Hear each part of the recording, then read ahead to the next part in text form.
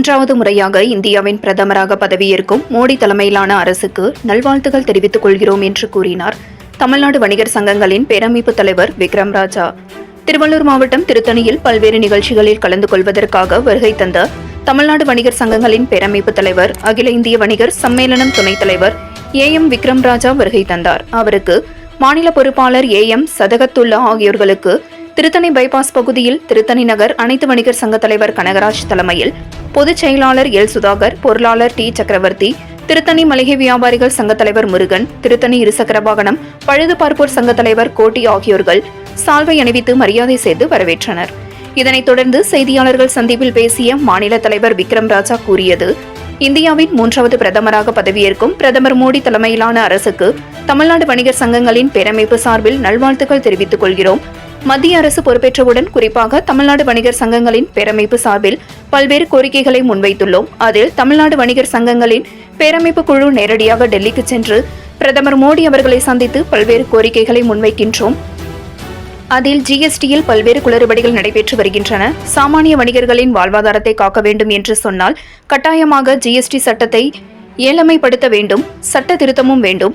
இதேபோல் உணவு பாதுகாப்புத்துறை சட்டம் என்பது விவசாய பொருட்களில் பல்வேறு நச்சுத்தன்மை உள்ளது என்று பல்வேறு கடைகளில் உணவு பாதுகாப்புத்துறை அதிகாரிகள் ஆய்வு செய்கின்றனர், சீல் வைத்து செல்கின்றனர்.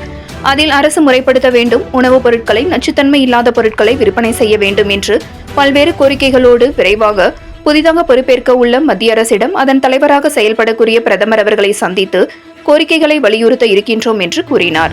சென்னை கோயம்பேடு பேருந்து நிலையத்திலிருந்து ஒட்டுமொத்தமாக கிளாம்பாக்கம் பேருந்து நிலையத்திற்கு மாற்றம் செய்ததை நாம் அதை திரும்ப பெற வேண்டும் என்பதை வலியுறுத்தி கூறியதை அடுத்து தற்பொழுது குறிப்பிட்ட பேருந்துகள் கோயம்பேடு பேருந்து நிலையத்திற்கு வந்து கொண்டிருக்கிறது. கோயம்பேடு வியாபாரிகளையும் பொதுமக்களையும் பாதிக்காத வகையில் தமிழ்நாடு அரசு செயல்பட வேண்டும் என்று நாங்கள் வலியுறுத்துகின்றோம் என்று பேசினார் தமிழ்நாடு வணிகர் சங்கங்களின் பேரமைப்பு தலைவர் விக்ரம் ராஜா. இந்த நிகழ்வில் திரளான வியாபார சங்க நிர்வாகிகள், தொண்டர்கள் உடனிருந்தனர். 7 Green News செய்திகளுக்காக திருத்தணி செய்தியாளர் மணிகண்டன். எளிமைப்படுத்த வேண்டும், சட்ட திருத்தம் வேண்டும் என்பதை வலியுறுத்த இருக்கிறோம். அதே போன்று உணவு பாதுகாப்பு துறையினுடைய சட்டம் என்பது இன்று நம்மளுடைய விவசாய பொருள்களிலே நச்சுத்தன்மை உள்ளதாக பல்வேறு கடைகளிலே அதிகாரிகள் ஆய்வு செய்து பொருள்களை சீல் வைத்துக் கொண்டிருக்கிறார்கள். ஆகவே அரசு அதை முறைப்படுத்த வேண்டும். இந்த உரம் விற்பனை கூடத்திலே நச்சுத்தன்மை இல்லாத மருந்துகளை விற்பனை செய்ய வேண்டும் என்ற பல்வேறு கோரிக்கைகளோடு விரைவாக புதிதாக பொறுப்பேற்கக்கூடிய மத்திய அரசினுடைய தலைவராக செயல்படக்கூடிய மாண்புமிகு பிரதமர் அவர்களை நேரடியாக சந்திக்க இருக்கிறோம் என்பதை தெரிவித்துக் கொள்கிறோம். எனவே கோயம்பேடு பேருந்து நிலையத்தில் ஒட்டுமொத்த பேருந்துகளையும் அங்கே கலாம்பாக்கத்திற்கு மாற்றியதை நாம் திரும்ப பெற வேண்டும் என்று வலியுறுத்தி இப்பொழுது குறிப்பிட்ட பஸ்கள் மீண்டும் கோயம்பேடு வந்து கொண்டிருக்கிறது.